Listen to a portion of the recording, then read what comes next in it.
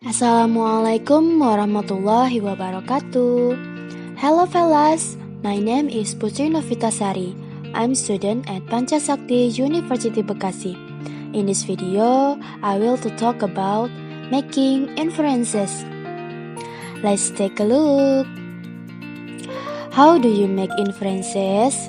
An inferences is a kind of guess. When you read a passage, you get information from it. Then you can make inferences about other information and ideas that are not in the passage. When do you make inferences? In everyday life, you often make inferences. Like example, a friend from Chicago is supposed to arrive by plane this afternoon. You hear that there are travel shows from in Chicago. You make an inferences from this. Planes will probably not be able to fly out of Chicago, and your friends won't come today. And next, you read an article in the newspaper about terrorists in Turkey. It says that the number of foreign visitors has increased greatly. You make an inferences from this. Turkey might be a good place to look for a job in the tourist industry. Readers also make inferences. They may need to infer the general meaning of new words. They sometimes infer information or ideas that aren't in the passage. Writers don't or can't always tell everything to the reader. There may be gaps in the reader's knowledge about something. The readers may need to try to fill in these gaps by making inferences. And I have one example, making inferences from stories. This is stories. When Anne woke up in the morning, she felt happy. She jumped out of bed and ran to the window. It was a beautiful morning. The sun shone and the sky was blue. Anne opened the window. Outside, there was a fruit tree with beautiful flowers.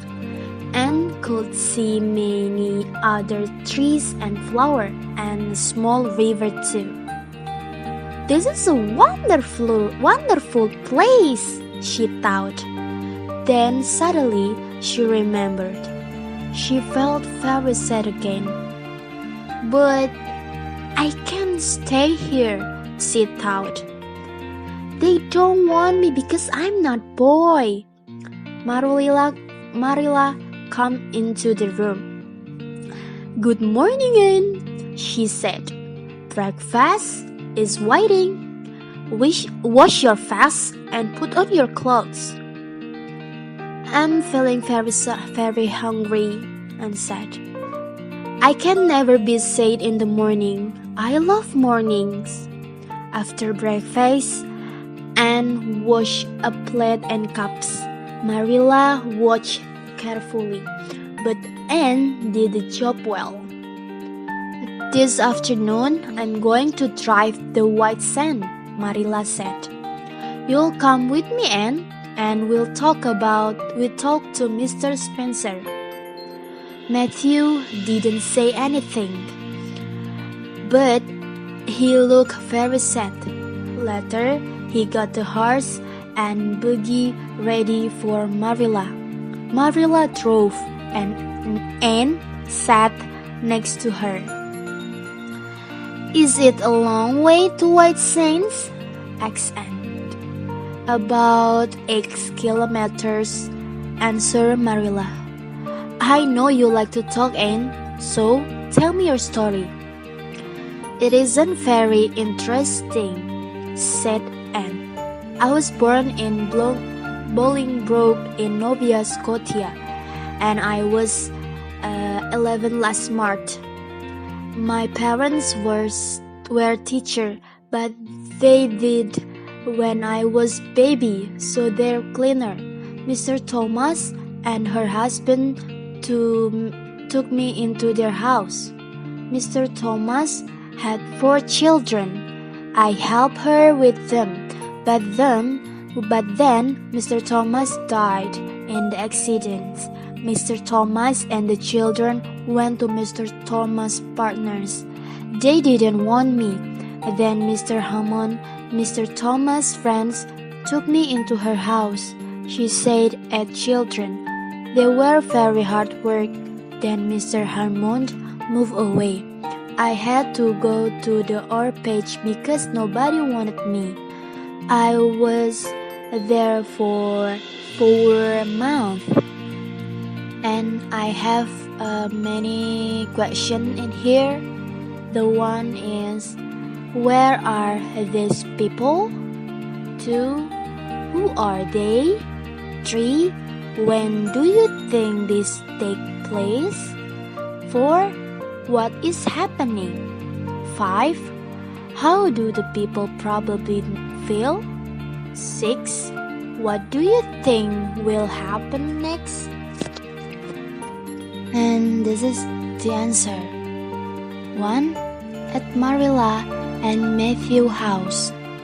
We can guess that this is Marilla and Matthew house from the way they spoke or act like a homeowner.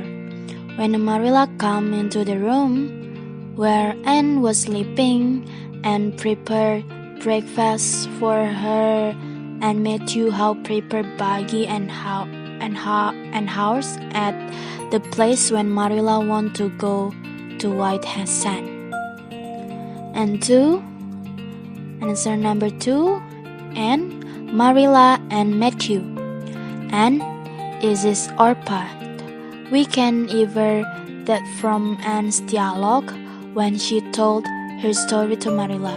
My parents was teachers, but they died when I was a baby, and also I had to go to the orphanage because nobody wanted me. Marilla and Matthew, they are a man, a woman who live together, who want to take a children from the orphanage to their home, but they want a boy child. Instead, they get Anne a girl child. We can infer that from Anne's sentence when she woke up. They don't want me because I'm not a boy. In the number 3, in the morning and afternoon, the time sitting in the morning can be found from in the paragraph narrative.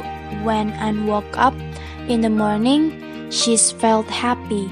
And the time sitting in the afternoon can be seen as Marilla dialogue when she told Anne that this is afternoon, I'm going to drive to White Sands.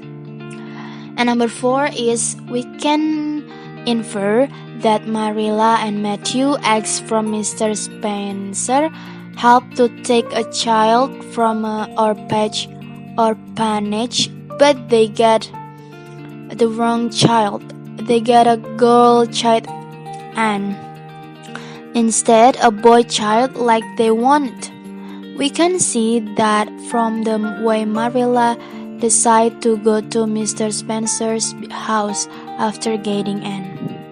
And number 5 is Anne, happy for a moment in a new place, but sad again when remembering that Marilla and Matthew didn't want her.